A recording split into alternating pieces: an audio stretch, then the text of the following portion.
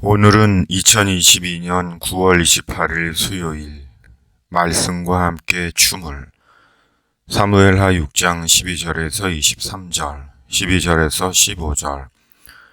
어떤 사람이 다윗 왕에게 아뢰어 이르되 여호와께서 하나님의 귀로 말미암아 오베데돔의 집과 그의 모든 소유에 복을 주셨다 한지라. 다윗이 가서 하나님의 귀를 기쁨으로 메고 오베데돔의 집에서 다윗성으로 올라갈새 여호와의 궤를 맨 사람들이 6걸음을 가매 다윗이 소와 살찐 송아지로 제사를 드리고 다윗이 여호와 앞에서 힘을 다하여 춤을 추는데 그때 다윗이 배에 에봇을 입었더라. 다윗과 온 이스라엘 족속이 즐거이 환호하며 나팔을 불고 여호와의 궤를 메어 오니라. 아멘. 다윗이 우사의 일로 오베데돔의 집에 있게 된 하나님의 법궤로 인해 하나님께서 오베데돔의 집과 그의 모든 소유에 복을 주셨다는 말을 듣습니다.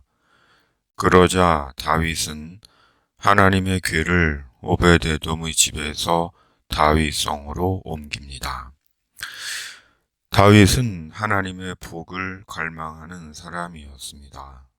다윗이 오베데돔의 집에 내리신 하나님의 복을 듣고 바로 하나님의 궤를 다윗성으로 옮긴 것은 오베데돔의 집에 주신 하나님의 복을 시기해서가 아니라 하나님의 복을 갈망하는 다윗을 엿보게 하는 것입니다. 사람은 누구나 복받기를 원합니다.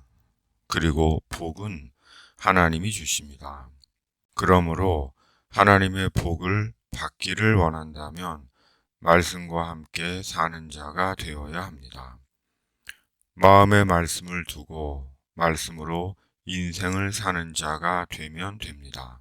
왜냐하면 하나님은 말씀의 사람에게 복을 주시기 때문입니다. 그리고 하나님의 궁극의 복은 영생의 복입니다. 천국의 복입니다. 소유의 복은 성도에게 필요한 대로 주시는 하나님의 복이며 주님을 위해 선히 사용하라고 주시는 기회로서의 복인 것입니다. 다윗은 이번에는 하나님의 법도를 따라 하나님의 궤를 옮겼습니다. 심지어 6걸음마다 멈추어 하나님께 제사를 드렸고 힘을 다하여 춤을 추었습니다. 실로 하나님의 궤에 대한 다윗의 열심과 정성은 대단한 것이었습니다. 다윗에게 하나님의 궤는 단순한 하나님의 성물이 아니었습니다. 다윗에게 하나님의 궤는 하나님 자신이었습니다.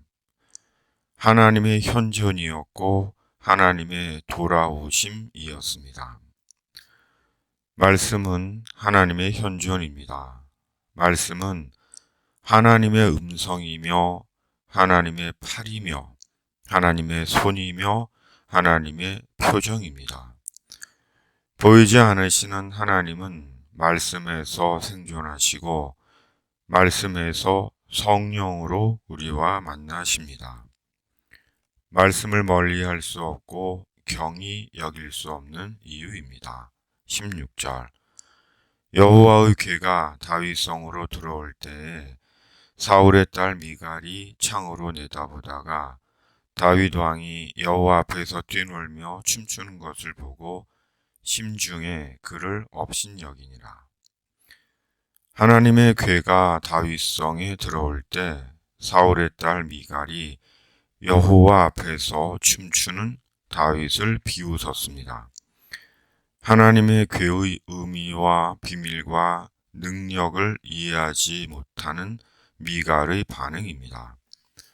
그러기에 성경은 미갈을 다윗의 처라 하지 않고 사울의 딸이라고 말씀합니다. 힘든 삶의 현실로 인해 하나님의 말씀의 능력과 비밀을 이해하지 못하거나 말씀을 부정하거나 의심하거나 제한하는 일이 없기를 기도합니다.